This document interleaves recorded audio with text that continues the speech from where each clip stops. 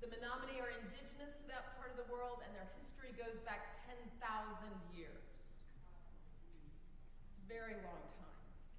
One of the curious things about moving to Illinois is that I don't have any native nations as neighbors, even though I live in the town of Pawnee. I decided if I was going to live on Pawnee Road in Pawnee, Illinois, I should know something about the Pawnee people, and so I looked them up and discovered that they never lived in Illinois.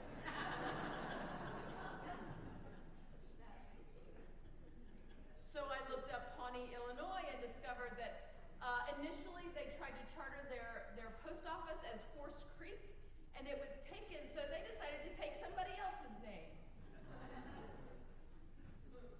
They'd taken everything else. Why not a name? Because we don't have federally recognized indigenous nations in Illinois, I suspect we've missed a lot of that history. So tonight we begin with a land acknowledgement of the people who have lived here throughout the ages over the past 10,000 years. And they include the Kickapoo, the Peoria, the Miami, the Kaskaskia, and the Ocheti-Sakowin. Some of their descendants are still here. Many are not. Some were removed to Oklahoma. Some died in wars, from disease, from occupation. In my tradition, we have begun doing land acknowledgements with some regularity, and as we do so, we hear from our Native cousins that acknowledging that someone else used to live here, or maybe some of them still do, is not enough. So, I invite you to learn more about the land on which we dwell and the people who have called it home, and how we might make sincere connections with those people for the sake of love and justice. Amen.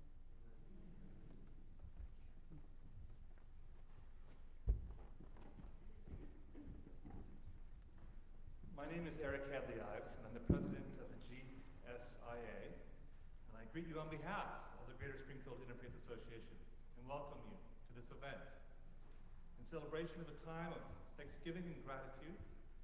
And this year we especially meditate upon the theme of unity and oneness and togetherness.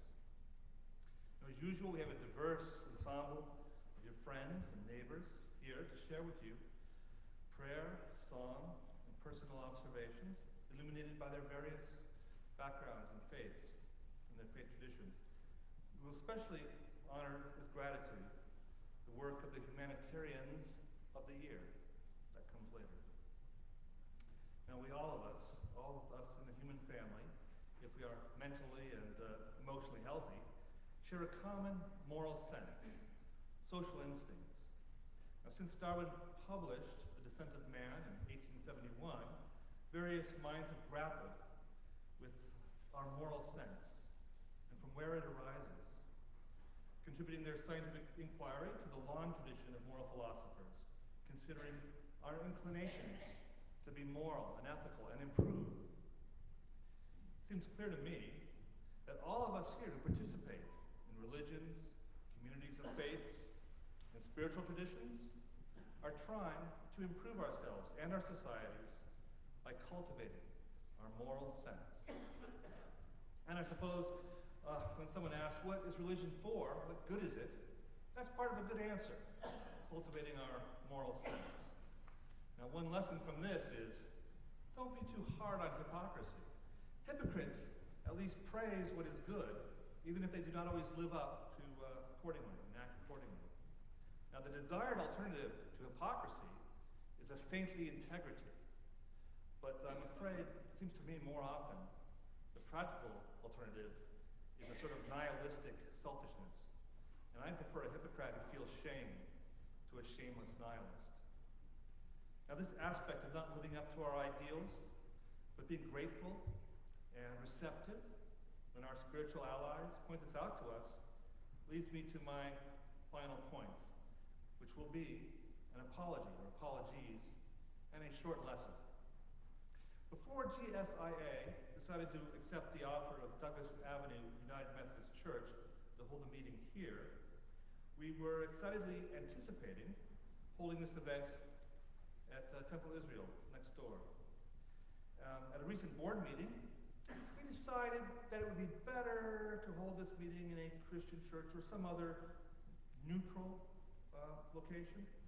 And then we changed our mind about Temple Israel, and we're not meeting there. Superficially, seems like a good idea. We wanted this to be an inviting and welcoming, and we wanted the greatest potential number of people to feel comfortable coming here. And that's what we thought when we made that decision. But that's not the full story. The full story is there is an anti-Semitic aspect to changing our mind and not holding this event at Temple Israel.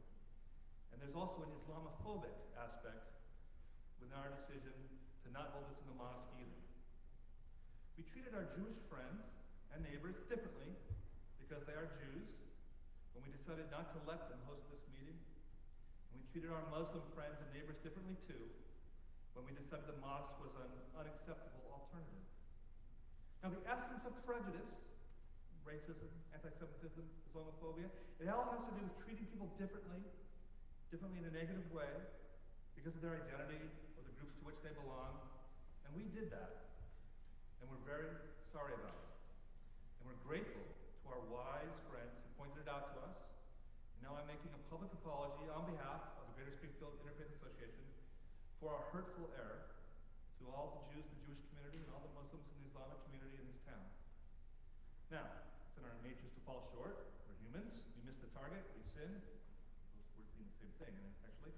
It's also in our nature, if we hold sufficient wisdom, to be grateful to those who help us see our errors and give us opportunities to improve. In this case, I wanted to share this example with all of you, partly because I think some of you may benefit from this. Be cautious when you make decisions, and always ask questions about whether you are treating people differently because of their religion, or the groups that they have, that they identify with. And be mindful about whether this different treatment that you're giving them is patronizing, or harmful, or shows in any way that you think they lack somehow in the dignity, which all of us as humans have an equal share. Now, the Jews in Springfield are not inflicting death and misery on innocent children and civilians, and the Muslims in our community are not embracing a genocidal death cult that attacks civilians. Jews and Muslims in Springfield are, however, threatened with anti-Semitism and Islamophobia.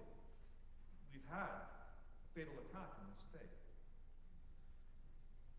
They need us to demonstrate that we love them, that we honor their dignity and their rights, and we will stand with them, and we will do what we can to protect them, and we need to show them through our actions that we are together as one. That's the theme today. So together as one, we came up with that theme before the horrors of October and today. Okay, so that's my welcoming from Greater Springfield Interfaith Association.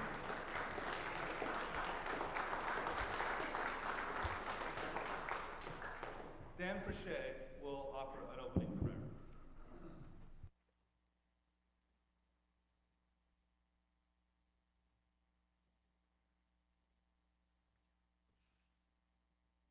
Good evening. Pray with me.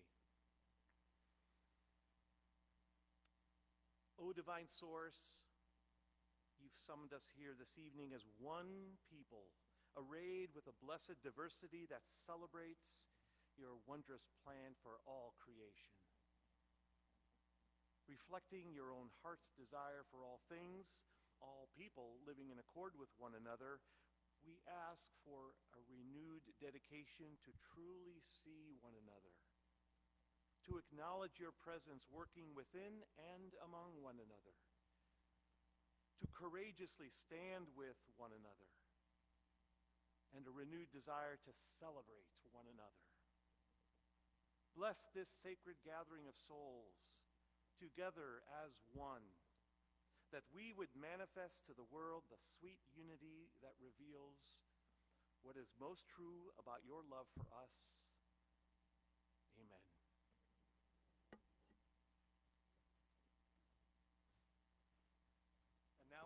welcome from our host, Reverend Meredith Brown. Good evening, everyone. I'm Reverend Meredith Manning Brown. I'm our lead pastor here at Douglas Avenue United Methodist Church, and it is my deepest honor to welcome each and every one of you into this space to have this this wonderful time of Thanksgiving interfaith celebration with one another. With Eric's apology today, it feels odd to stand here. We had such difficulty figuring out what to do, and so even more so, I am grateful to look out and see so many people from our city and our surrounding areas, from so many different faith traditions here. And for us to be able to celebrate together, to hear from one another together, to praise and give thanks together. Thank you for being here. We have folks that are wandering around that are part of the DAUMC, Douglas Avenue United Methodist Church community, to help you find what you need as you are here. There are restrooms this direction. You can head out the back door. There are people there to help you. And then I just want to let you know that following this service, we have a time of fellowship in our great hall, which is downstairs. There's elevator access. There's ramps. We can get you there. If you've been wandering around the building, you felt like you got lost in a Razz maze, it's okay. That's how we roll around here. But we will help you get there, cookies, coffee, drinks, and just a time to be able to continue in our conversation together. Now, I was asked if you all are willing, can I take a picture of this just beautiful group of people? Just look this way and give me a smile and a wave. You guys look awesome. I can't tell you. We'll get this on the GSIA webpage. Okay, now wave, everybody. Woo. Wonderful. And last but not least, I want to extend a special welcome to those of us who are joining us today online, on Facebook Live. We are so glad that you are here. Feel free to post comments, and we encourage you to fully participate in this time of Thanksgiving interfaith celebration. To pray with us when it's time to pray, and to stand up and sing and celebrate and just do all the things, so that we are here together in so many different ways. So again, thank you from the bottom of my heart and from our Douglas Avenue United Methodist Church family.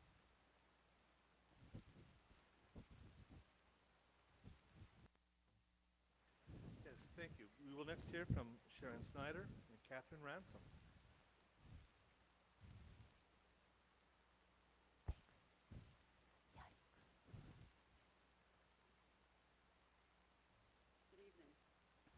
Sharon, pull the mic down. Yeah. Catherine Ransom spent her years working in education, particularly assisting teachers to helping students read with more comprehension. She has volunteered and worked with many local and world groups, including serving on the boards of several organizations, such as the Illinois Symphony Orchestra, Lincoln Christian University, and the presidency of the International Reading Association. After retirement, she remained active at Southside Christian Church, traveling, golfing, and assisting with the ongoing activities of the Academy of Lifelong Learners. In her spare time, she decided to become an author with a published book of religious essays entitled Ransom Notes, and a second book hopefully ready by this December. I met Catherine when she moved into Concordia, and that's where I became acquainted with her and with her Ransom Notes. Catherine.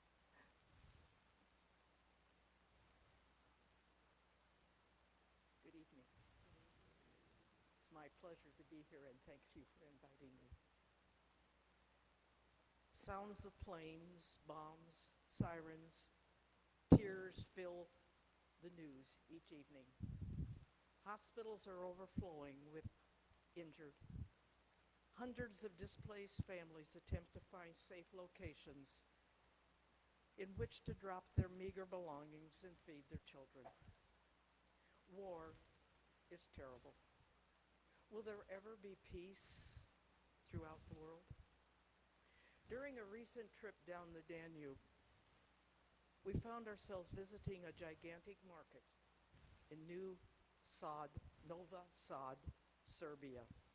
Pardon me if I'm pronouncing it incorrectly. The variety of foods and cooking supplies in these international markets often is exciting, but a bit overwhelming. Every color of the rainbow greeted my eyeballs. Some products grew above ground, others under the soil, and some hung from trees. Multiple types of weather and care were needed for successful produce. Their composition, feeling, and taste were unique, varying from sweet, juicy peaches to the hard-shelled, seedy squash. Some items were key ingredients for major dishes, while other products provided seasoning to support the product that you wanted to eat. As I wandered around and among the array of various colored and textured fruits and vegetables, a crazy thought entered my head. Wouldn't it be wonderful if nations, politicians, schoolmates, couples, and even angry dogs or warring birds could live side by side, mixing and adapting their unique beliefs, needs, and desires? Of course, the potato or the onion, blended in a stew, gives away some of their uniqueness, but the final product is peaceful, delicious, and tasty. Is it impossible in our 21st century to learn how to share, compromise, and give and take just a bit? Somehow, both professional chefs and fly-by-the-seat-of-your-pants cooks manage to chop, slice, dice, blend, season, and heat conglomerations of edibles into delicious meals. The results are almost magical, but also appreciated. I think it is time to give a resounding scream for peaceful relationships among humans. Perhaps we can learn lessons from the vegetable world. Consider how they blend and exist together. It will require people from cottages to international communities or war rooms to consider thoughtful interactions with each other. It is time we each find a way to encourage our neighbors, our politicians, our world leaders, or military personnel to strive for peace. Of course, this is a challenge. It is a double challenge when reaching out to people of various nations, ethnics, and religious groups. But the basic principle is a worthy and essential goal in our world. There will be necessary chopping, dicing, and blending of ideas and wants, and continuing and conflicting parties attempt to find peace. But what joy can result as a part of that blending and giving up of some of our own personal requests and desires. While in Romania, we also participated in a wonderful lunch prepared by a local group of women in a small church village near Brasov. As we arrived, a large black pot, one of those old-fashioned big iron pots, containing chicken and various vegetables, was bubbling over a small outdoor fire. Two cooks were adding to the mix. A thickening substance was stirred in, and then the special ingredient, so commonly found in the foods of this area of the country, was sprinkled over the surface. Some of you may anticipate that final touch, paprika. Perhaps we can make one additional connection in our cooking and peace analogy. As the first mouthful of the steaming chicken paprika conglomeration hit my tongue, my taste buds did a jump. Yes, the chicken tasted like cooked chicken, but what a tasty surprise. The seasoning added to my eating enjoyment. These competent cooks knew how to blend, stir, mix, add, in a sense, negotiate probably at least 10 different food personalities in order to provide moments of, oh, from the guest. It took testing and practice over years of working together with the stew's content. Peace in our world, churches, families, offices, and among people of a variety of beliefs will only happen as we learn to communicate with a willingness to give up a few of our own preferences and wishes. That thickening in the stew brought the individual food components in closer contact with each other. In a sense, they blended together. In world and local peace negotiations, skilled negotiators may need to apply and add words and suggestions that help unite the quarreling parties to moments of agreement. Undoubtedly, final decisions leading to peace and goodwill toward others will have a few elements that make the final decision taste like the paprika in my mouth that day in Romania. I knew that something different was biting my lips. I made a quick mental adjustment in my thinking, and then, wow. Pleasantness overrode the old vision of how chicken might taste sometimes. I gave up the familiar for the new blend of a stew. In response to my opening question, wondering if there will ever be peace everywhere in the world, the answer is probably no, as long as humans are in charge. Regardless, we would certainly like to encourage each of you tonight to work toward more peaceful relationships. Peace between disagreeing parties will necessitate adjustments by all involved. Won't you join me in prayer for peace for many troubled spots and individuals in our world? Peace in the world is a goal worth striving for.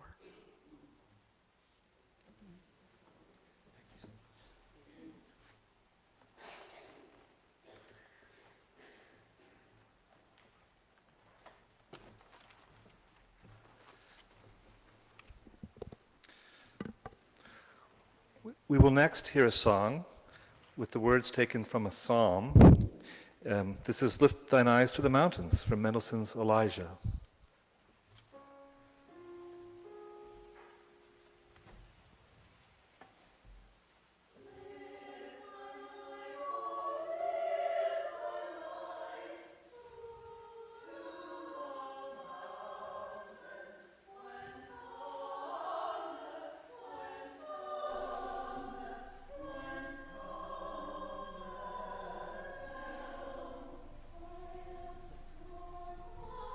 you.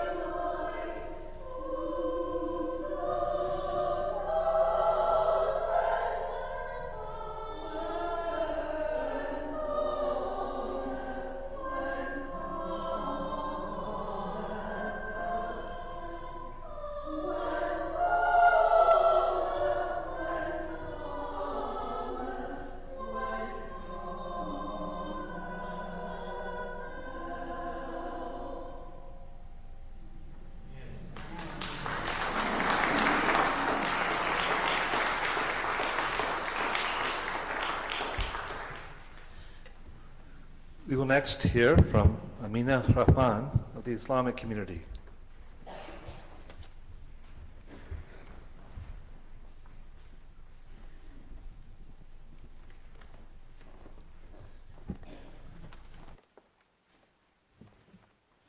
Good evening, everyone. And thank you for the opportunity to address this gathering on behalf of the Islamic Society of Greater Springfield and share a message about thankfulness and unity from our faith. As a nation, we unite together in many ways, though we can also be seen as a collection of different groups and people. We don't always agree on everything, even when we may have so many goals in common. We sometimes suffer or succeed separately, and even at the expense of one another sometimes. I think maybe that's part of the American experiment. We continuously try to perfect this fulfillment of noble objectives, trying to also balance and consider all of our people's needs. We're humans, and we can make mistakes and even be cruel, particularly when we're hurt or traumatized. Hurt people often hurt people unless they find a way to heal. But this is not all in vain, nor is it something to only find tragedy in. Tests and traumas, while often a harsh part of existence, are also a way of becoming our best selves. They are opportunities to seek connection, empathy, care, healing, mercy from God and each other, and to provide it for others. Through this connection, we also grow our gratitude and appreciation for one another. As Muslims, we strive to say a simple expression through good times and bad. We say, Alhamdulillah, thanks to God.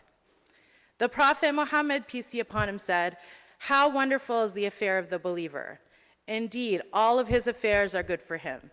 If something good happens to him, he's grateful to God, which is good for him. And if something bad happens to him, he has patience, which is also good for him."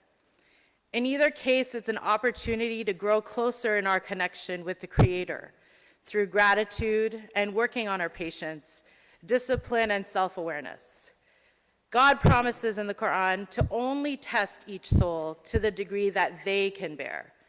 So these hurdles that come in our lives through circumstances, other people, or seemingly by accident, can also be viewed as a gift and opportunity to seek to be more. But what will bring us together through our individual struggles? The Prophet Muhammad also said that the parable of the believers in their mercy and affection for one another is that of a body. When one part is hurt, all the body is affected. So we are all united as believers in something. We should strive, so if we are all united as believers in something, we should strive to feel what the other feels. Look at it from their perspective. Try to truly understand their experience and work in coalition to support one another.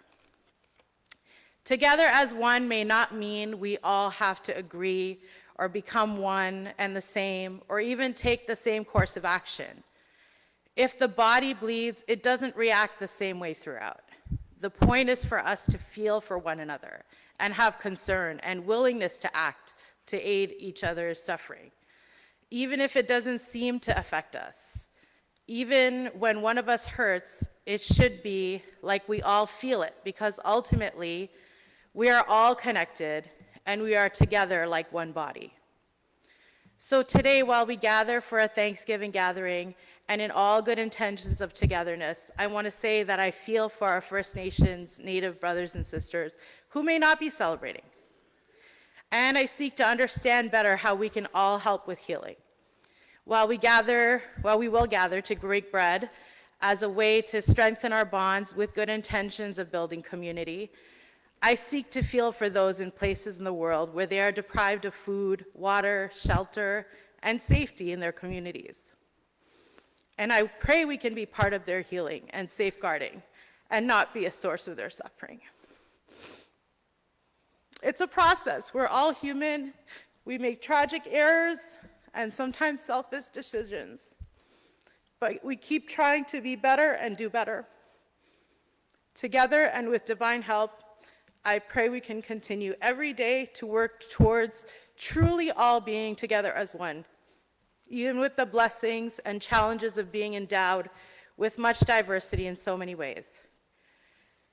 I leave you with the beginning prayer of the Quran, which begins with the expression in Arabic of thankfulness to God, Alhamdulillah. I'll just read it in English. In the name of God, the all-merciful and all-compassionate, all praise and thanks be to God, Lord of all the worlds, the all-merciful, the all-compassionate, the owner of Day of Judgment. You alone we worship, and you alone we ask for help. Guide us on the straight path, the path of those whom you have blessed, not the path of those who have earned your anger or gone astray. Amen. Thank you.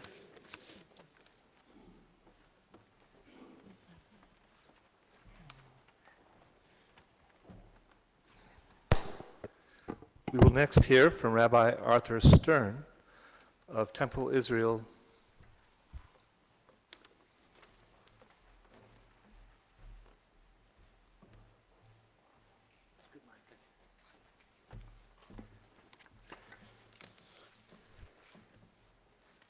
Hi, my name's Art. I'm an addict and alcoholic.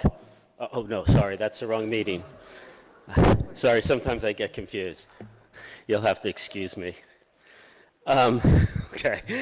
First of all, I want to say thank you for the words that you said and for the teaching moment that we all experienced as a result of some of the decisions that were made. I think we all learned a lot from it, and we're really appreciative of your words. So I want to thank GSIA and the board of GSIA for honoring me with this opportunity to speak on this most important time in history. And thank you all for being here. I come to you today with a broken heart. I am personally saddened by what I see happening in this country and around the world today.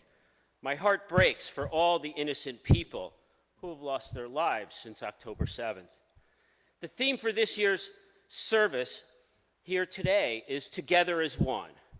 Never has this statement been as critical as it is today. I heard Rabbi Lord Jonathan Sacks of blessed memory say in a talk he gave on interfaith relations, "It is one of the most extraordinary facts today that one of the most influential human beings who ever lived commanded no armies, performed no miracles, had no massive disciples, and he was just an ordinary, simple human being. His name was Abraham. His wife's name was Sarah. And today, more than half the population in this world actually, and metaphorically, claim their descent from Abraham and Sarah. 2.2 billion Christians, 1.3 billion Muslims, together with a few Jews, about 13 million. That is what makes the conflicts between the three religions so tragic, he said. We have one father, we have one mother, which means that we are descended from the same parents, and in essence, we are all brothers and sisters. Today, roughly 1 in 5 U.S. adults are raised with mixed religious backgrounds, according to a recent Pew Research study.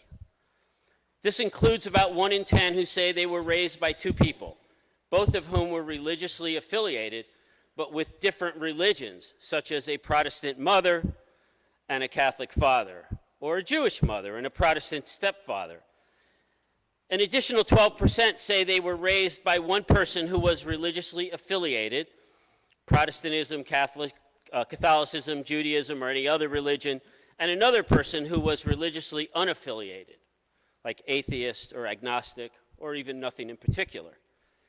Given the backdrop of interfaith marriages and interfaith families in our world today, it is more critical than ever to increase the depth of our interfaith understandings. We must, for the future of our country and of our world, come together as one. It is imperative that we seek to better understand and respect each other's faith and religious beliefs, to put our differences aside and bond based on our commonalities. In her book, Secrets of Divine Love, A Spiritual Journey into the Heart of Islam, A. Helwa states, Awakening to faith is not a one-time event, but a continuously unfolding reality. The journey of faith is not a race, but a marathon of love that each person walks at a different pace. It is time for each of us to begin that walk, no matter how fast or slow the pace of our steps. Every journey begins with taking the first step. Rabbi Leo Beck, the leader of the German Jewish community who survived his incarceration in the Terezin concentration camp, offered these words in his 1949 presidential address to the World Union for Progressive Judaism in London. As in a great period of the Middle Ages, Jews and Muslims are almost compelled to face each other, not only in the sphere of policy, the state of Israel in the Middle East, but also in the sphere of religion. There is the great hope they will meet each other on joint roads, in joint tasks, in joint confidences in the future. There is the great hope that Judaism can thus become the builder of a bridge, the pontifex between East and West.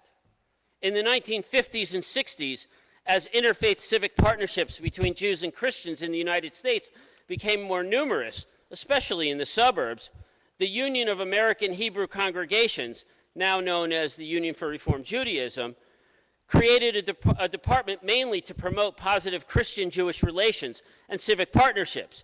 Interfaith relations have since been expanded to include Muslims, Hindus, Buddhists, and members of all other faith communities. In 2013, Rabbi Mark Schneier and Imam Shamisi Ali co-authored a book, Sons of Abraham, a candid conversation about the issues that divide and unite Jews and Muslims. Schneier and Ali write about the importance of civil interfaith discussions.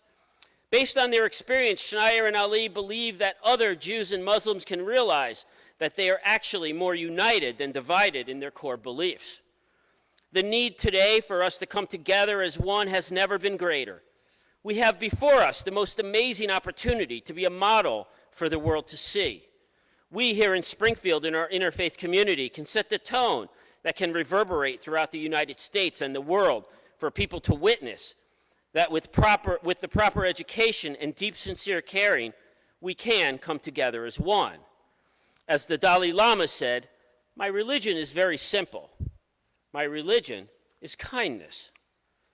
In the words of Walter Cronkite, and a lot of people here I'm sure know who Walter Cronkite is, when I'm speaking to younger groups, which I do sometimes, they have no idea who Walter Cronkite was. But in the words of Walter Cronkite, recited many years ago during crisis here in our country, it seems to rise again when the crisis times come. And this is a time of most severe crisis, as we all know, not just for the history of the United States and the survival, indeed, of our democracy, but for the future peace of the world. And never before, probably, has the need for interfaith commitment been nearly as great as it is at this very moment. We all stand on the same basic principles, and it is time to recognize and honor those core beliefs that we all share. Eleanor Roosevelt said it best in the concise manner which was her trademark. The basis of world peace is the teaching which runs through almost all the great religions of the world. Love thy neighbor as thyself. On this most memorable of Thanksgivings, we have the opportunity to practice loving our neighbors like never before. In Psalm 133, there are words that we sing quite often to open a Jewish prayer service. I'm going to say them to you in Hebrew and then in English. You know, if I don't give a little bit of Hebrew as a rabbi, they throw me out of the Rabbi Association. Plus, my congregation needs to know that I can actually speak Hebrew. Hine ma tov u'manayim, shevet achim gam yachad. How good and how pleasant it is for brothers and sisters to sit and to dwell together. It is my sincere hope, and I ask all of you with gratitude this Thanksgiving to pray for all of us throughout the world, for all of us as brothers and sisters to come together as one. Thank you.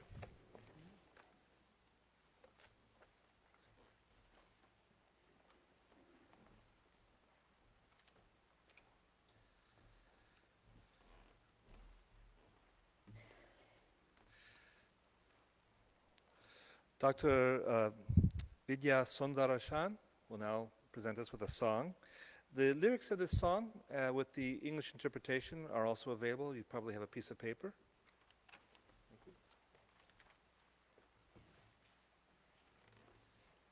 Thank you very much, first of all, for the opportunity to come and share a prayer on friendship, compassion, and peace. This prayer is really special to me because I have heard this from my mother singing when I was growing up, and I have duly passed it on to my daughters. May all the people of this world be happy and prosperous.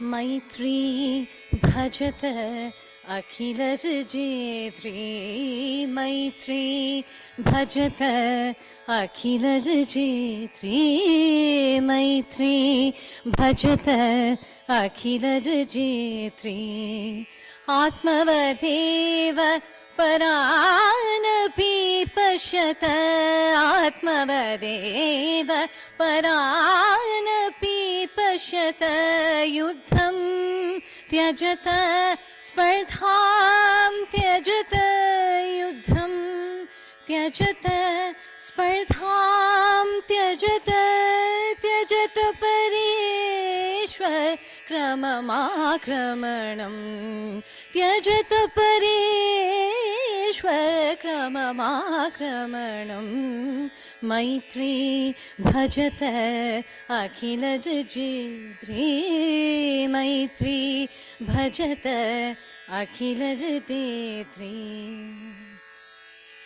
Janani Prithvi Kamadugaste, Janani Prithvi Kamadugaste, Janako Devah Sakala Dayatvam, Janako Devah Sakala Dayatvam, Damyata Datta Dayatvam Janata.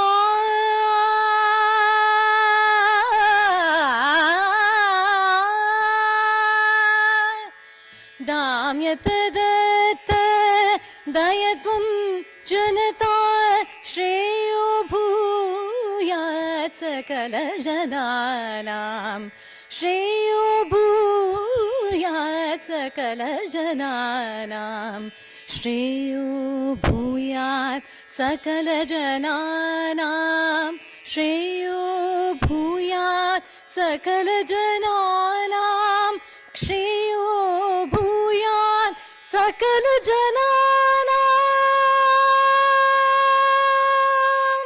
Thank you.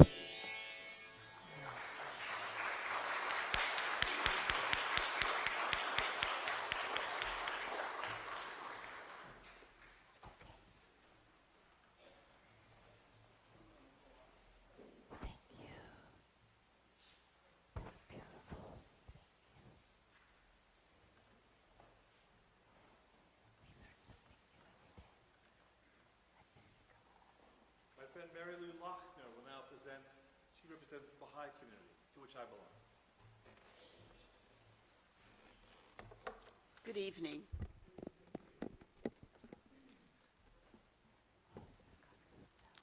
Well, tonight I'm going to tell you the story of one of our early Springfield Baha'is and her life and work to awaken to others the unity and oneness of humanity.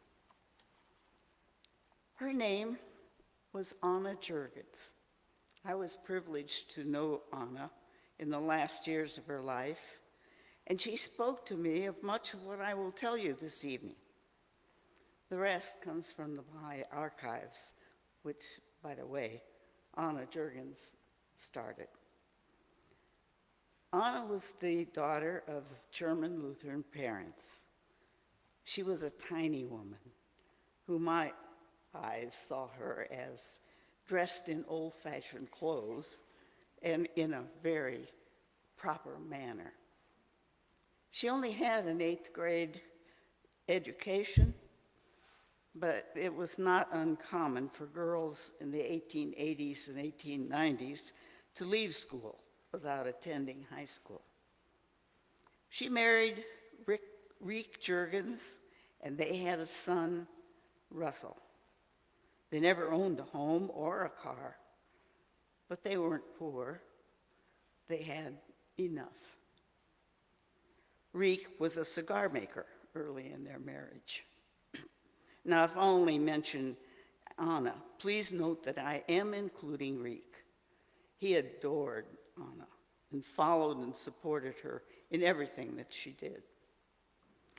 Anna and her family lived in the neighborhood in Springfield known as Goosetown.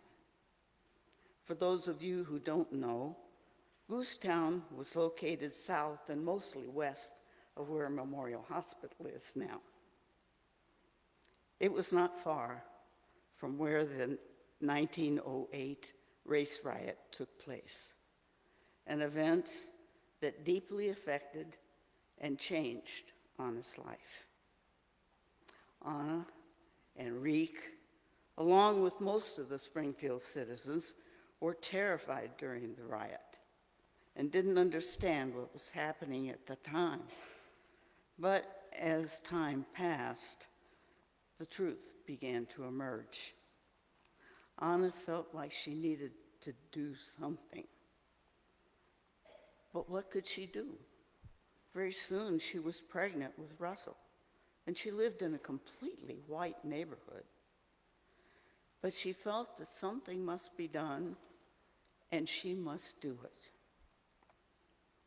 She said that she prayed for answers.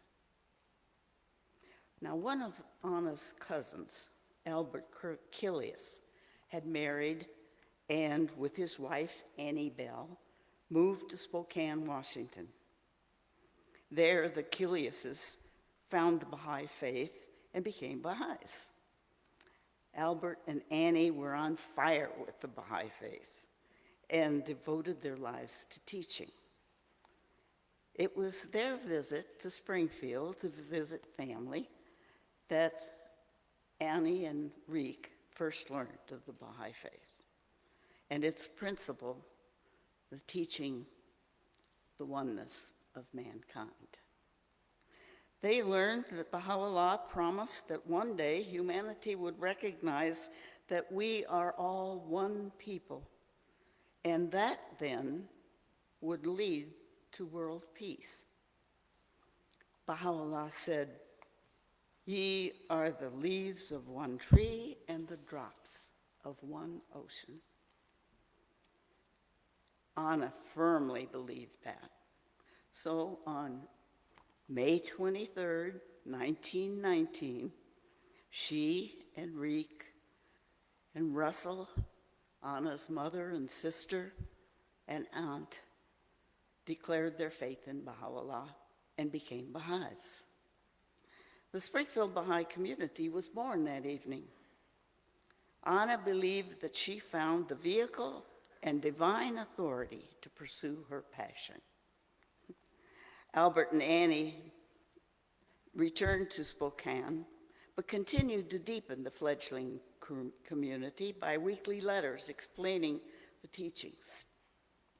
There were very few books available in English, since all of the Baha'i faith writings were in Persian and Arabic and needed to be translated. Our archives in Springfield has many of those letters typed, edge to edge, single-spaced, and on onion skin paper, because there were many pages in those letters. Well, Anna herself was on fire with the new faith, and she decided to teach herself. The war to end all wars was ended. The Spanish flu had done its worst and was dying out, and she had others to help her promote the unity of mankind. And so, after a great deal of prayer, they began to teach their neighbors. A few of those declared their faith and became Baha'is. Others didn't want to even hear about it. And some became hostile. Even little Russell was a victim of the neighbors' scorn. A small group was growing, and the Baha'is in Peoria and Urbana were helpful and encouraging. Anna and the others started to hold public lectures. Baha'i speakers from around the country were invited and came to Springfield to tell about the Baha'i faith. Anna learned how to find venues, write publicity, and host the meetings. Well, in 1922, the speaker Anna invited was a distinguished Baha'i attorney from Washington, D.C., who was black, Mr. Lewis Gregory. He was the grandson of slaves. Anna wanted to provide a proper setting for his talk.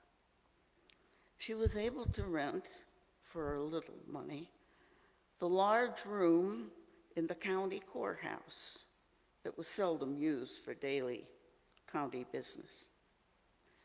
Now we know that was the legislature chamber in the old state capitol building, where Abraham Lincoln gave his House Divided speech.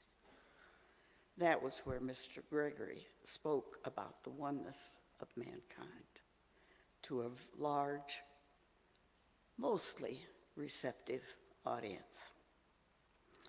Well, Mr. Gregory was to stay in Springfield for a few days to talk informally to different groups.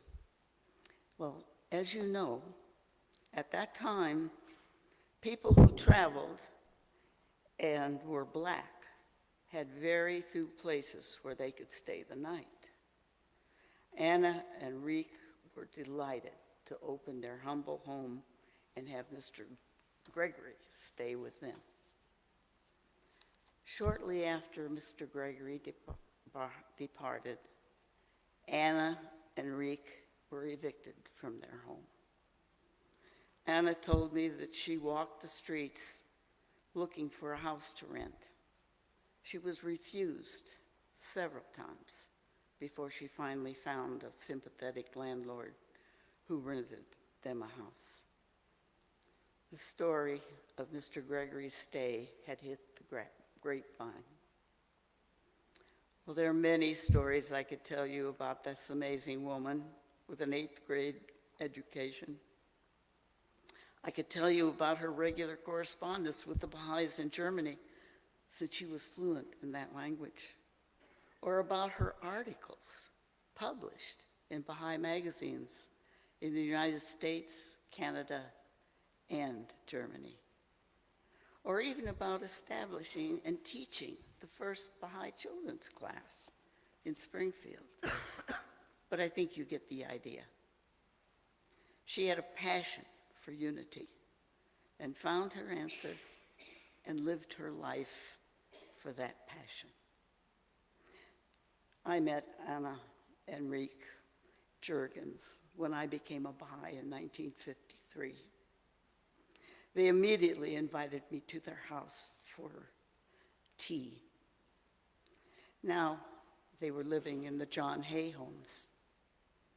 They had a one-bedroom apartment on the 2nd floor at the end of one of the buildings. I climbed the outside stairway, and they were waiting for me at the door. The door opened directly into the living room. Now picture this.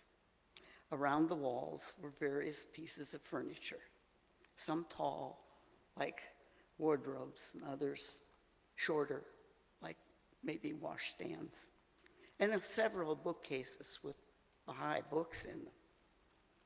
On the walls were pictures of Baha'i holy places, and there was a large photograph of Abdu'l-Baha, who is the son of Baha'u'llah. In the middle of the floor, which grabbed my attention, was a large homemade rag rug. And facing the rug and scattered about the room were 8, maybe 10, I don't remember, wooden rocking chairs of various designs, no two alike.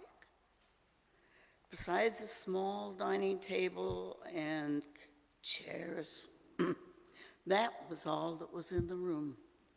There was no sofa, no upholstered chair, just wooden rocking chairs. Anna had chosen to live close to the Black community. She furnished her home to invite her neighbors for tea and conversation. Anna and Rick lived out their lives in the John Hay homes.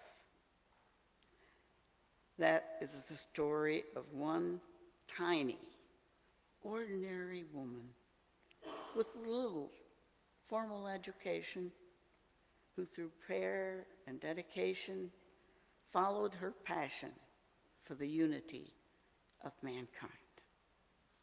She inspired me, and I hope she inspires you. Thank you.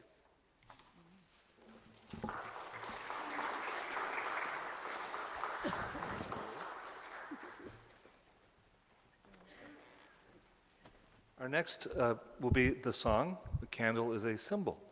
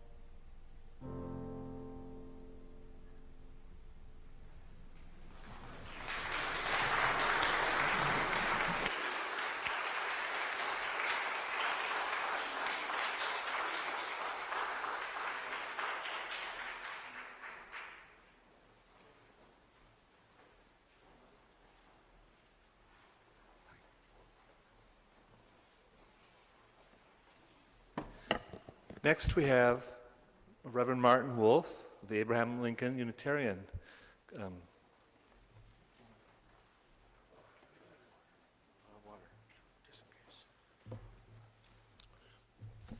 A very good evening to each and all. Oh goodness, we can do better than that. A very good evening to each and all. Blessings upon you. Something.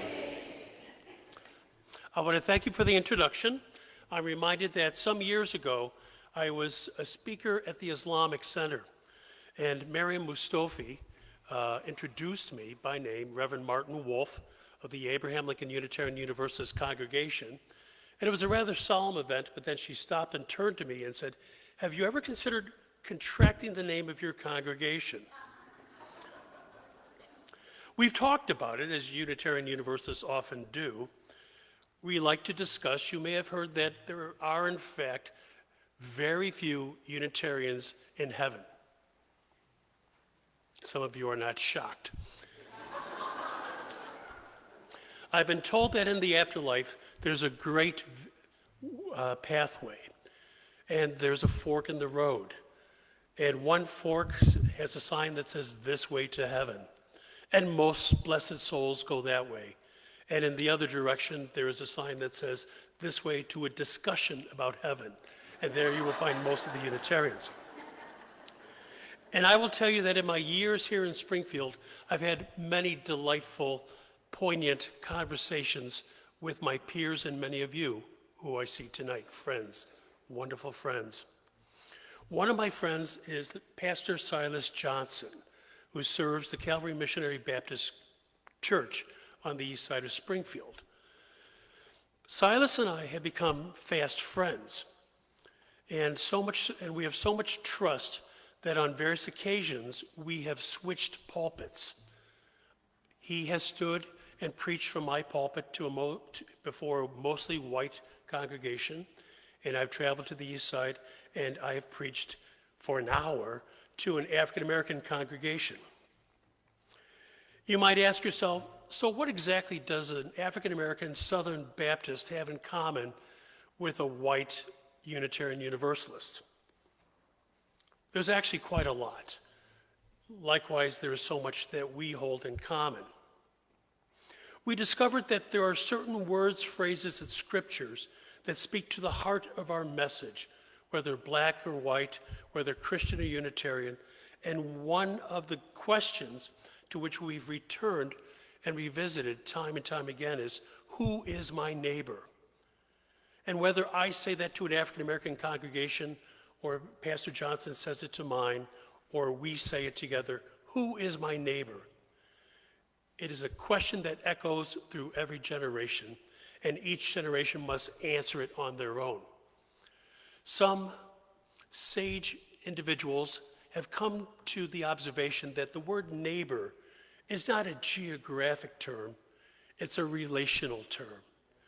And just as we describe our relationship to the holy, call it God, the Blessed One, Spirit of Life, we exist in relationship to what we hold sacred. And in particular, we exist in relationship to the sacred being that is in each and every person in our life, whether we encounter them directly or whether we know that they exist halfway across the world. We know that there is something blessed and sacred in our living. We know that there was something blessed in our being born. And just as surely there would be something sacred in how we die. But it is that brief interval between birth and death that defines the essence of what it means to live and to love in this world. And regardless of your faith tradition, we know that we all turn our attention to that brief span. How do we define who we are, how we love, how much compassion do we have? And so, as the song that we just heard about candles reminds us, there are 10 candles behind me, and there are many faces represented in this room. A candle does not feel jealous by the light emanating from another candle. It understands that there is a chorus, an orchestra of light that fills a room and dispels the shadows. Just so, all of our lived faiths, rooted in love and kindness and compassion and being a good neighbor, radiates forth and connects and builds bridges, which are so much more important than walls. Would you agree? Yes. Oh, I'm on a roll now, folks. I mentioned who is my neighbor. You are my neighbors. We are neighbors. Here in Springfield, we come together to share a tiny portion of our life and light, to enlighten each other, to offer guidance as we struggle, and we all do struggle, but to say that there is a way forward, and the way forward will be lit by love and kindness and compassion. And regardless of the language you use, the color of your skin, who you love, that light burns bright in this room. And it's our task to carry it forward, because the shadows, both proverbial, metaphorical, and literal, are getting longer with each night. And so I commend to you the light of each tradition. Amen and blessed be.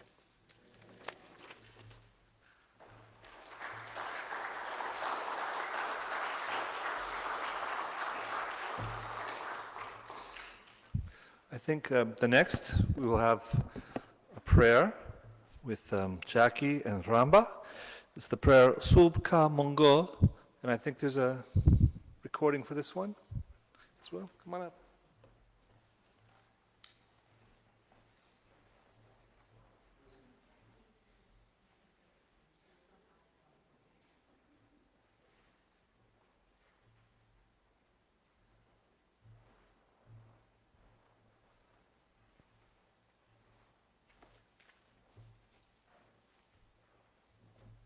Good evening.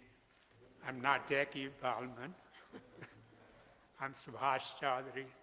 I'm tech naive. My administrative associate is Jackie Balman, so somehow there was confusion when she sent the message, got that Jackie Balman. And this is my wife, Ramba Chaudhary. Hi, good evening. We are going to present a prayer. We've been listening to this prayer for the last several years, every night, and we love it, and it has beautiful message.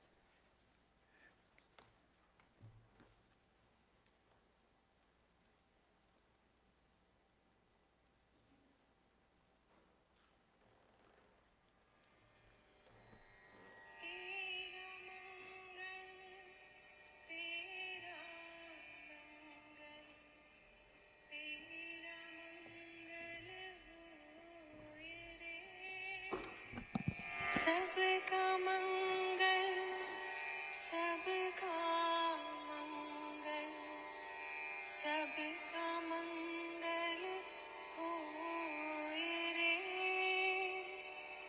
जिस गुरुदेव ने धर्म दिया है उनका मंगल होए रे जिस जननी जन्म दिया है उसका मंगल होए रे पाला पोसा और बढ़ाया उस पिता का मंगल होए रे इस जगत के सब दुखियारे प्राणी का मंगल होए रे जल में स्थल में पार गगन में सबका मंगल होए रे अंतर मन की गाथें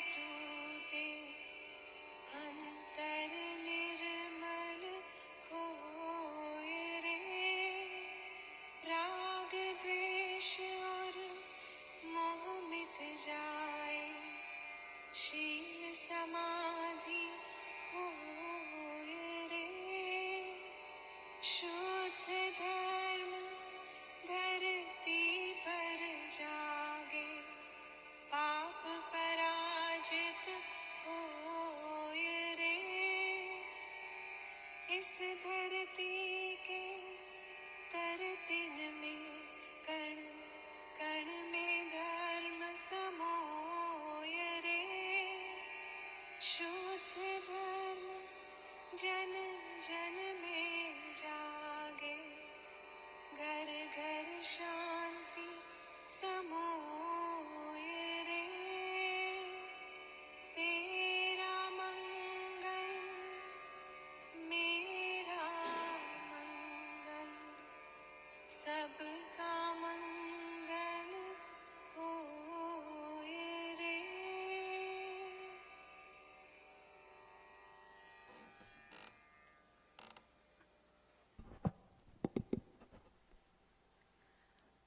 The gist of this prayer is, may you, I, and all be happy and blessed with the goodness all the time.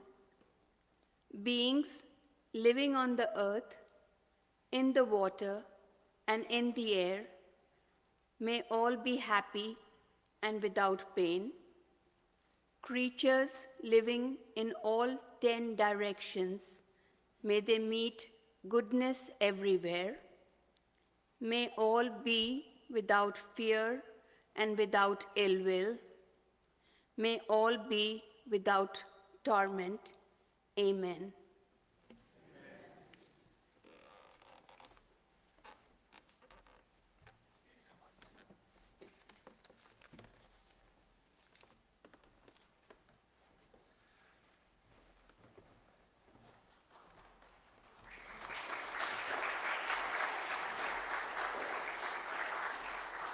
Next, we have Susan Phillips and Dan Frichet to present the Humanitarian of the Year Awards.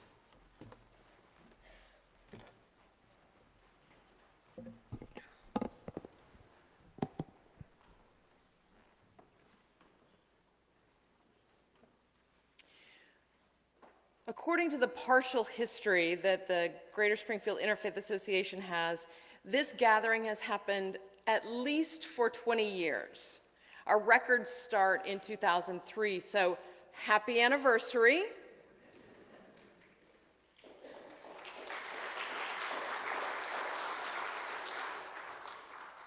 And our incomplete list of recipients of the Humanitarians of the Year Award include the American Red Cross, Kumler Neighborhood Ministries, Hospital Sisters Outreach, the Springfield Overflow Shelter, St. Patrick's School and St. Martin de Porres Pantry, the Central Illinois Food Bank, Habitat for Humanity, Helping Hands, Northside Children's Community Library, the Illinois Innocence Project, United Way, the African American History Museum, the Outlet, Springfield Immigration Action Advocacy Network and Helping Hands, Black Lives Matter, the Asian Indian American Organization, and the Garvey Tubman Cultural Arts and Research Center. This is an amazing list of neighbors, yes.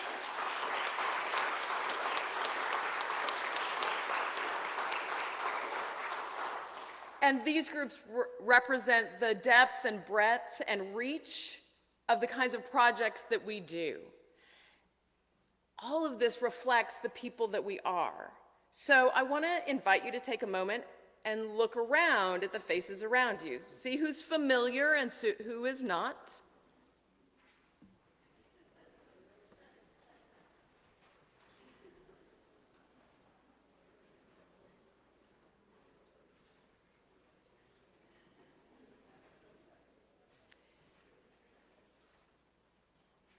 Gambling holds no interest for me, but I would bet every person in this room is a humanitarian. You all use your gifts and skills for the sake of our humanity and the well-being of our community. Would you agree with that?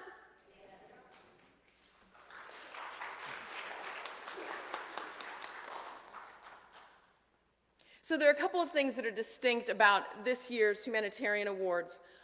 One is that even though I've been in this community for 6.5 years and part of GSIA for most of that, this is the first time I've nominated anyone to receive this award. The second thing that is distinct about the awards this year, according to the list I have, is the first time we've awarded them to individuals rather than organizations. I don't know if that's true, but according to the list I have, that seems to be the case.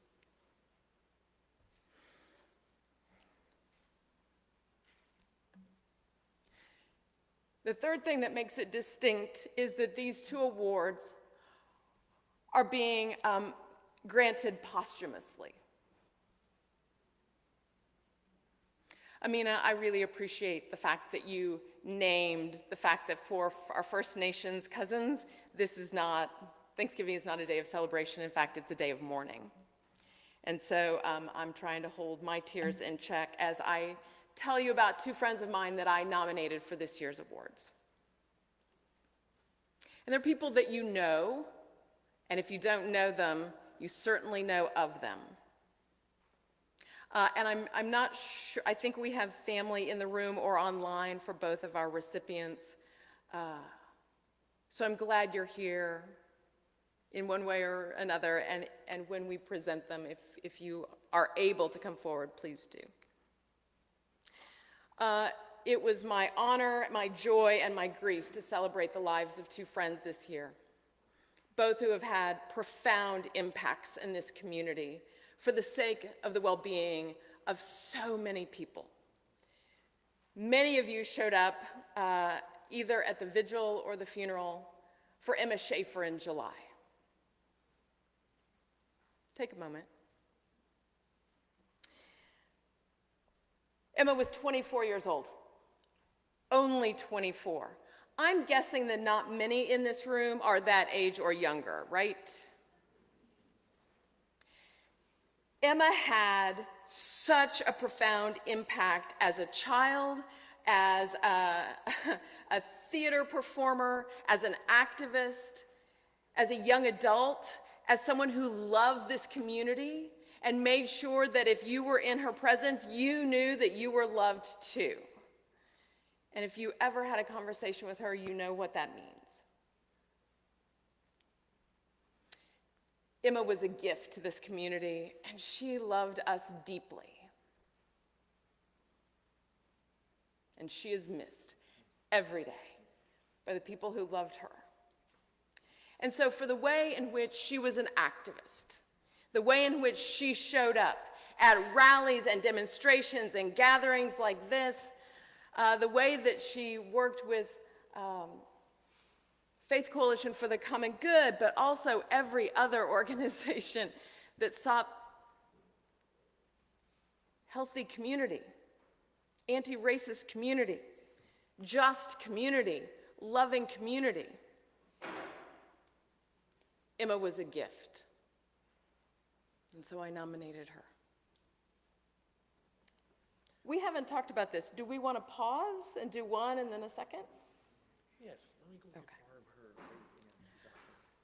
Great Aunt Barb.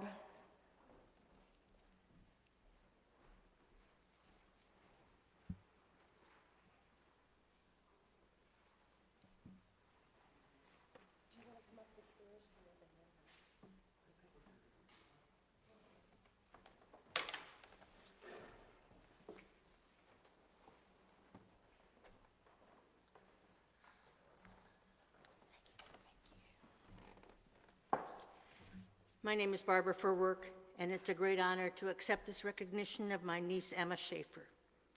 Emma and I were kindred spirits, and we shared a common philosophy of the value of all human beings around us, as well as poetry and literature. In her short life, she touched so many people and planned to lift Springfield towards a community of loving, caring individuals. We shared a common love of poetry, and I would like to share this one with you by Merritt Malloy called Epitaph, which was sent to me by Emma when she was in school in New York. When I die, give what's left of me away to children and old men that wait to die. And if you need to cry, cry for your brother walking the street beside you. And when you need me, put your arms around anyone and give them what you need to give me. I want to leave you something better than words or sounds. Look for me in people I've known or loved, and if you cannot give me away, at least let me live in your eyes and not in your mind. You can love me the most by letting hands touch hands and by letting go of children that need to be free. Love doesn't die, people do. So when all that's left of me is love, give me away. That was Emma's philosophy. Thank you.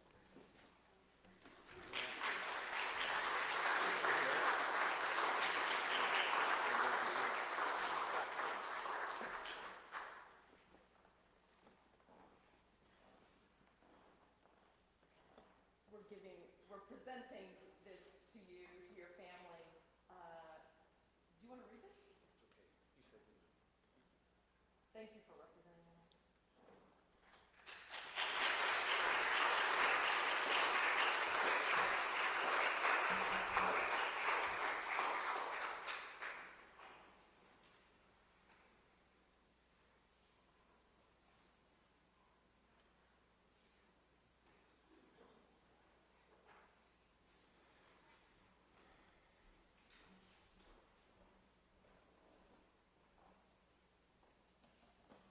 Our second Humanitarian of the Year award goes to the Reverend Dr. Wesley Robinson McNeese.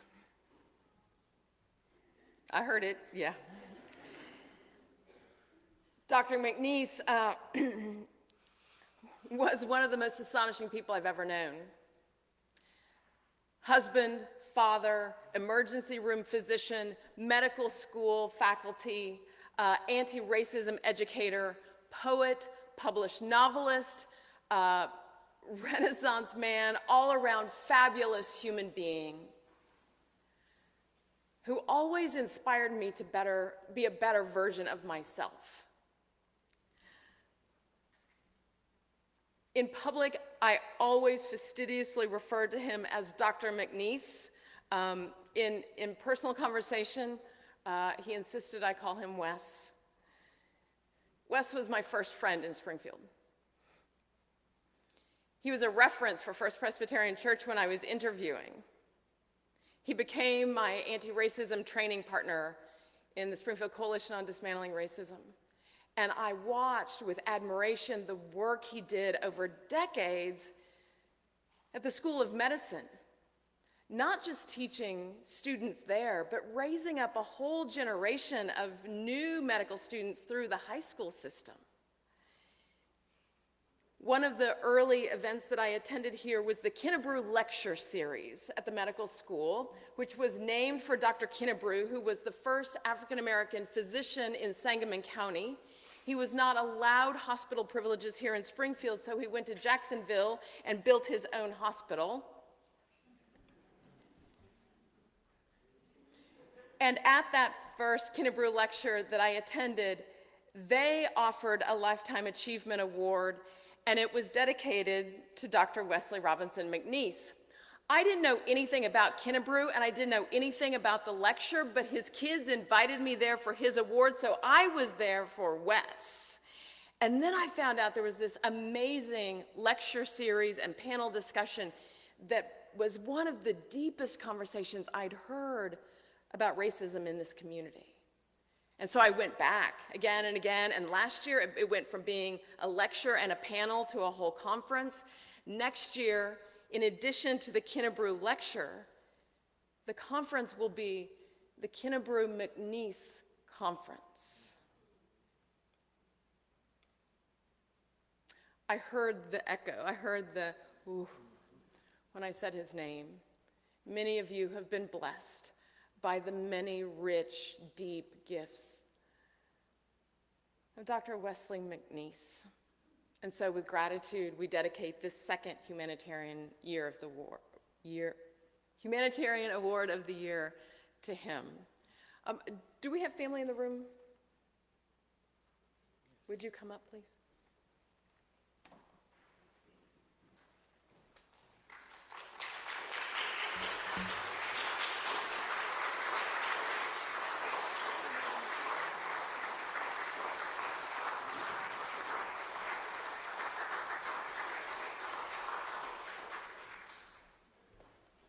And I did not warn you ahead of time, but if you would like to say something, we have a microphone for you.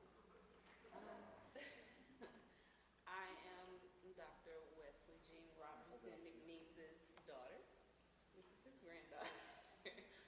We were honored to come here. Not sent here, everybody else couldn't make it. As you know, we have a very large family. I don't have many words to say. To everyone else, he was a leader, a pastor, a friend. To me, he was my dad. So he would have been here if he was still here. He is here, just not in the physical. So thank you.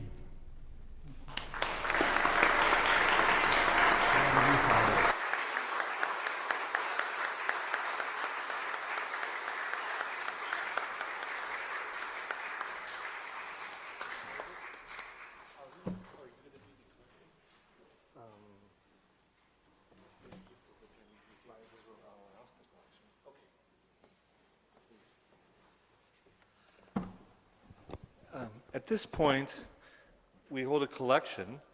All the money raised tonight goes to the charities identified by our Humanitarian of the Year award winners. So if you want to contribute to the charities identified by Emma Schaefer's family and Dr. Wesley McNeese's family, you might want to make a contribution now, or later we will have a way for you to write a check and send it to GSIA, and 100% of it will go to those two charities.